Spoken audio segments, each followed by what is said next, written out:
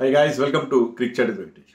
Heroes match number 62 is between Chennai Super Kings and Rajasthan Royals. Match వేదిక neutral venue ఢిల్లీలోని ఫిరోజ్ షా కోట్ల మైదానంలో ఈ మ్యాచ్ జరగబోతుంది. సో న్యూట్రల్ వెన్యూ ఎందుకు? చెన్నైలో జరగాలి కదా ఈ మ్యాచ్ యాక్చువల్గా. వీ డోంట్ నో అది సెక్యూరిటీ రీజన్స్ ఏంటో. చెన్నై అంత సెక్యూరిటీ పరంగా అంత సేఫ్ కాదనుకున్నారు ఏంటో, మొత్తం మీద ఈ మ్యాచ్ని న్యూట్రల్ వెన్యూలో జరుపుతున్నారు. ఇది చివరాఖరి పోరాటం అని నేను ఎందుకు అంటున్నానంటే, చివరాఖరి పోరాటం అంటే లాస్ట్ మ్యాచ్ ఏం కాదు రెండు టీమ్స్కి. చెన్నైకి ఇంకో మ్యాచ్ మిగిలింది. రాజస్థాన్ రాయల్స్కి ఇది చిట్ట చివరి మ్యాచ్ ఈ లీగ్లో. దాంతో వాళ్ళ క్యాంపెయిన్ కంప్లీట్ అయిపోతుంది. రెండు టీమ్స్ కూడా మనకు తెలుసు ఎలిమినేట్ అయిపోయినాయి. ప్లే ఆఫ్స్కి వెళ్ళే ఛాన్స్ లేదు, 0, ఆల్రెడీ ఎలిమినేటెడ్.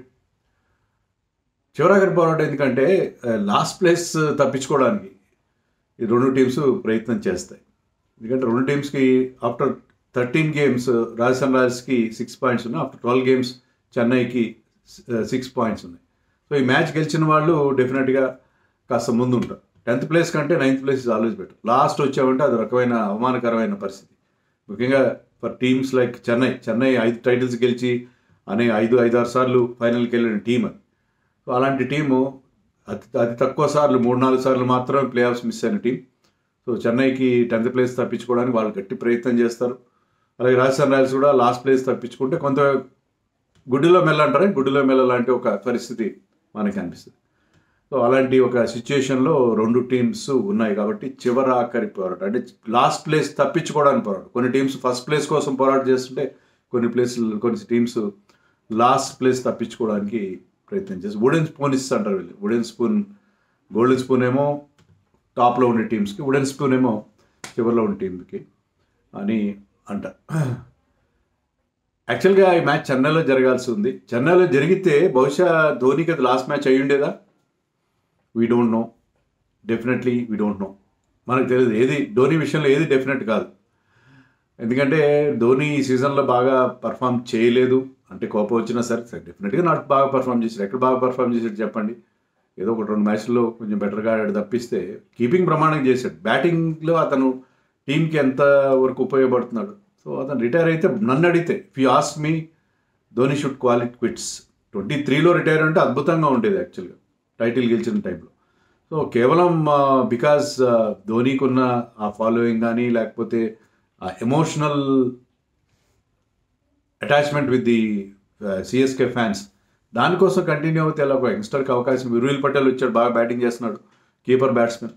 అలాంటి వాళ్ళకి అవకాశం ఇచ్చి నెక్స్ట్ సీజన్ ధోని తప్పుకుంటే బాగుంటుంది కదా నన్ను అడిగితే. That is my personal opinion. I'm not saying that it should happen. నా పర్సనల్ ఒపీనియన్లో మరి లాస్ట్ మ్యాచ్ నేను చెన్నైలో ఆడుతాన్నాడు, మరి ఈ మ్యాచ్ చెన్నైలో జరిగి ఉంటే అవకాశం ఉండేదేమో. ఇదే నా లాస్ట్ మ్యాచ్ అని చెప్పి అతను ముందు నుంచి ఫేర్వెల్ మ్యాచ్లో కాకుండా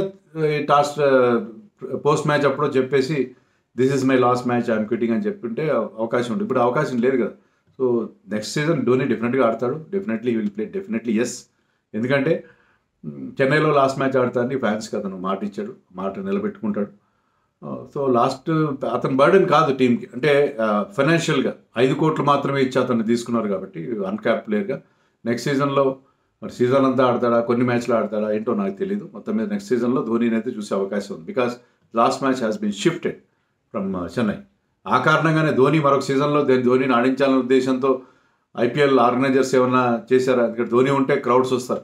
లక్నో స్టేడియం కూడా నిండింది. లక్నో స్టేడియంలో అన్ని ఎల్లో షర్ట్స్ కనిపించినాయి. లక్నో స్టేడియం చాలా నిండట్లేదు, 50,000 కెపాసిటీ స్టేడియం. కానీ ధోని సిఎస్కే మ్యాచ్కి ఇక్కడ ఫుల్ క్రౌడ్ వచ్చారు. సో క్రౌడ్స్ బాగా వస్తారు, నెంబర్ ఆఫ్ ఐబాల్స్ బాగుంటాయి, broadcaster will be happy Dhoni place అని. ఏమైనా అక్కడి నుంచి షిఫ్ట్ చేశారా సెక్యూరిటీ రీజన్స్ కాకుండా మనకు తెలీదు. But anyway Dhoni last match అయితే కాదు ఇది. నెక్స్ట్ ఇంకో మ్యాచ్ కూడా ఉంది చెన్నైకి ఈ సీజన్లో. మరి ఏమైనా మార్పులు చేస్తారా చెన్నై వాళ్ళు? ఏం మార్పులు చేయరు. నేను చెప్పినట్టుగా లాస్ట్ ప్లేస్ తప్పించుకోవడానికి వాళ్ళు గట్టి ప్రయత్నం చేస్తారు. లేకపోతే వాళ్ళు రామకృష్ణ ఘోష్, తర్వాత ఆండ్రే సిద్ధార్థ్ అనే ఒక ప్లేయర్ ఉన్నాడు, ఫస్ట్ క్లాస్ క్రికెట్లో చాలా మంచి రికార్డు ఉంది అతను, యంగ్స్టర్. అలాంటి వాళ్ళకి అవకాశం ఇవ్వాలి. షేక్ రషీద్ మరొక ఛాన్స్ ఇవ్వాలి. కానీ అలా ఎవరేమో వాళ్ళకి ఈ మ్యాచ్ గెలిచి తీరాలి అనే ఒక ఉద్దేశం ఉంటుంది. తర్వాత వాళ్ళ టీంలో only Rachin Ravindra, Sam Curran, Jamie Overton లాంటి వాళ్ళు వెనక్కి రాలేదు. I think they have only 4 foreign players available, Conway, Matheesha Pathirana, Noor Ahmad and డబల్ బ్రేవిస్. ఈ నలుగురితోనే వాళ్ళు ఆ నలుగురిని ఆడించుకోవాలి. శివం దుబే ఉంటాడు, తర్వాత Ayush Mhatre and Urvil Patel who started off very well, అతను ఉంటాడు. సో వాళ్ళిద్దరూ కంటిన్యూ అవకాశం. సో చెన్నై టీంలో పెద్దగా మార్పులు ఉండే పరిస్థితి నాకు కనబడలేదు, because they wanted to win this match. ఈ మ్యాచ్ గెలిచి తీరాలి. రాజస్థాన్ని ఓడిస్తే ఏంటంటే 2 రకాల బెనిఫిట్. రాజస్థాన్ కి పాయింట్ తగ్గించినట్టు అవుతుంది. లాస్ట్ ప్లేస్లో వాళ్ళకి మన వీళ్ళు 2 టీమ్స్ మధ్య ఉన్న కాంపిటీషన్లో వీళ్ళు కాస్త ముందుకెళ్ళే అవకాశం కూడా ఉంటుంది. సో అది పరిస్థితి చెన్నై విషయంలో. మరి రాజస్థాన్ రాయల్స్లో లాస్ట్ మ్యాచ్లో కూడా చూసాం మనం, సంజు శాంసన్ కెప్టెన్ తన ఓపెనింగ్ స్లాట్ ఖాళీ చేసి వైభవ్ సూర్యవంశీకి యంగ్స్టర్కి అవకాశం ఇచ్చాడు. గుడ్ థింగ్, ఎందుకంటే ఇండియా కూడా ఓపెన్ చేస్తున్నారు అతను. కానీ ఇక్కడ మరి తన రిటర్న్ అయిన తర్వాత యంగ్స్టర్ అంత బాగా ఆడుతున్నారు, అతనికి ఓపెనింగ్ స్లాట్ ఇవ్వాలని చెప్పి ఇచ్చాడు. So very good thing he has done. నిజంగా మెచ్చుకోవాలి అతన్ని అంత త్యాగం చేసినందుకు. కెప్టెన్గా అతనికి ఆ ప్రివిలేజ్ ఉంటుంది, నేను ఓపెనింగ్ చేస్తాను, వైభవ్ యూ ప్లేడ్ నెంబర్ 3 అంటే ఆడాల్సింది. కానీ ఆ యంగ్స్టర్ ఓపెనింగ్లో బాగా ఆడుతున్నాడు, చాలా ఫియర్లెస్గా ఆడుతున్నాడు, పెద్ద షాట్. అది అతను తన కెప్టెన్ తన మీద ఉంచిన ఆ ఫెయిత్ని he has repose that faith, ఆ నమ్మకాన్ని నిలబెట్టాడు అతను. ఒక క్విక్ ఫైర్ 40 లాస్ట్ మ్యాచ్లో చాలా అగ్రెసివ్గా ఆడి 40 చేయడం చూసి 15 బాల్స్లో 40 చేశాడు. సో అతని మీద ఫోకస్ ఉంటుంది. అలాగే చెన్నైలో ఆయుష్ మాత్రే, అతను 17, ఇతను 14, ఇద్దరు యంగ్స్టర్స్ మీద ఫోకస్. ఇద్దరు యంగ్స్టర్స్ కూడా చాలా బాగా తమ కెరియర్ స్టార్ట్ చేశారు. So age is just a number. ఎలా అయితే ధోని 43 ఇయర్స్ కూడా బ్రహ్మాండమైన కీపింగ్ చేస్తున్నాడు, ఏజ్ అనేది జస్ట్ ఒక నెంబర్ మాత్రమే వీళ్ళందరూ ప్రూవ్ చేస్తున్నారు. సో 14 ఇయర్స్ ఉన్నా సరే నేను I can play with season campaigners, బాగా రాటుదేలిన ప్లేయర్స్తో పాటు నేను బ్రహ్మాండంగా ఆడగలనని మాత్రే, తర్వాత వైభవ్ సూర్యవంశీ ఇలాంటి ప్లేయర్స్ ప్రూవ్ చేస్తున్నారు. సో వాళ్ళిద్దరి మీద చాలా ఫోకస్ ఉంటుంది, యంగ్స్టర్స్ ఇద్దరి మీద ఫోకస్ ఉంటుంది. అందుకంటే ఈ మ్యాచ్లో ఈ రిజల్ట్ విషయంలో పెద్దగా 2 టీమ్స్ కొరిగేది ఏం లేదు కదా, ఓన్లీ ఫ్యాన్స్కి కొంచెం సాటిస్ఫాక్షన్, మన టీం లాస్ట్ ఉండకపో అవకాశం ఉంటుంది అని చెప్పి ఒక ప్రయత్నం ఉంటుంది. చెన్నై 25న తమ లాస్ట్ మ్యాచ్ అహ్మదాబాద్లో గుజరాత్తో ఆడబోతుంది. మరి రాజస్థాన్ టీంలో కూడా మార్పులు ఉండకపోయి, ఆల్రెడీ 2 days బ్యాక్ వాళ్ళు మ్యాచ్ ఆడారు, చాలా మంచి ఫైట్ ఇచ్చారు, జస్ట్ రన్స్ ఆడతో ఓడిపోయారు, ఒక మంచి చేంజ్ చేసుకుంటూ వాళ్ళు పంజాబ్కి అగేన్స్ట్ కదా. కానీ ఈసారి అదే టీంతో వెళ్తారేమో, మోస్ట్లీ సేమ్ టీంతో వెళ్ళే అవకాశం మనకు కనిపిస్తుంది, మార్పులే ఉండకపోవచ్చు ఆ టీంలో. మరి ఏమన్నా ప్రిటోరియస్ అని ఒక సౌత్ ఆఫ్రికన్ ప్లేయర్ని తీసుకున్నారు, లాండ్రే ప్రిటోరియస్. చాలా ఎక్సైటింగ్ నెంబర్స్ ఉన్నాయి అతనికి, చాలా బిగ్ హిట్టింగ్ ప్లేయర్లా ఉన్నాడు. అతనికి ఏమైనా ఒక అవకాశం ఇస్తారు, ఎందుకంటే లాస్ట్ మ్యాచ్ కదా, అది వాళ్ళకి ఇస్తే బాగానే ఉంటుంది.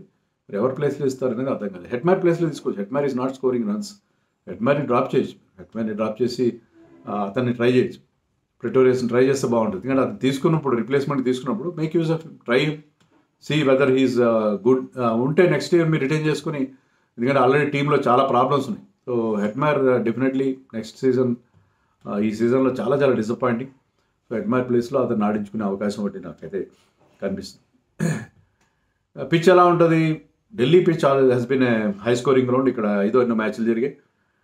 సో ఇక్కడ మీకు 190+ యావరేజ్ ఫస్ట్ ఇన్నింగ్స్ స్కోర్ ఉంది. సో డెఫినెట్గా హై స్కోరింగ్ ఉంటుంది, డ్యూ ఫ్యాక్టర్ ఉంటుంది. So first bowling will be an advantage, chasing is an advantage. మనం చూసాం గుజరాత్ చాలా బాగా చేజ్ చేశారు ఢిల్లీకి అగేన్స్ట్గా, చాలా ఈజీగా 10 wickets చేజ్ డౌన్ చేశారు. డ్యూ ఉందనే కాదు, వాళ్ళు పిచ్ పోను బెటర్ అయ్యింది. స్టార్టింగ్లో it was stopping a bit, కాస్త వాళ్ళు ఆగి రావడం చూసాం మనం, కానీ పోను పిచ్ ఈజ్ అవుట్ అయింది. కాబట్టి సేమ్ పిచ్ కాదు, డిఫరెంట్ పిచ్ మీద ఆడతారు, కానీ జనరల్గా సాయిల్ అలాగే ఉంటుంది కాబట్టి అదే రకమైన మనం సిచ్యుయేషన్ మనం ఎక్స్పెక్ట్ చేయొచ్చు. సో ఈ మ్యాచ్లో ఎవరికి ఎక్కువ అడ్వాంటేజ్ ఉంటుంది చెప్పడం చాలా కష్టం. Chennai looking more balanced this time, ఎందుకంటే రూవిల్, ఆయుష్ మాత్రే, డెవాల్ బ్రెవిస్ లాంటి యంగ్స్టర్స్ టీమ్కి చాలా జోష్ ఇచ్చారు. బౌలింగ్లో కూడా Matheesha Pathirana is bowling well, Noor Ahmad has been sensation this season. So Anshul Kamboj is doing well. Ashwin కూడా ఆడతాడు, జడేజా ఆడతాడు. సో వాళ్ళు చెన్నై ఈజ్ మోర్ బ్యాలెన్స్డ్. ఈ మ్యాచ్లో చెన్నైకి ఎక్కువ ఛాన్సెస్ ఉన్నట్టుగా నాకు అనిపిస్తున్నాయి compare to, but Vaibhav Suryavanshi, Yashasvi Jaiswal వాళ్ళు ఇప్పుడున్న ఫామ్లో వాళ్ళు కనుక మళ్ళీ బ్యాట్ జులిపిస్తే చాలా కష్టం. అలాగే సంజు శాంసన్ కనుక if you can find his Mojo after that injury, వాళ్ళ మీద హోప్. వాళ్ళకి ఏంటంటే ఆ టాప్ త్రీ క్లిక్ అయితేనే వాళ్ళు ఏమైనా చేయగలరు. But Chennai is a more balanced, so I feel that Chennai has an advantage in this match.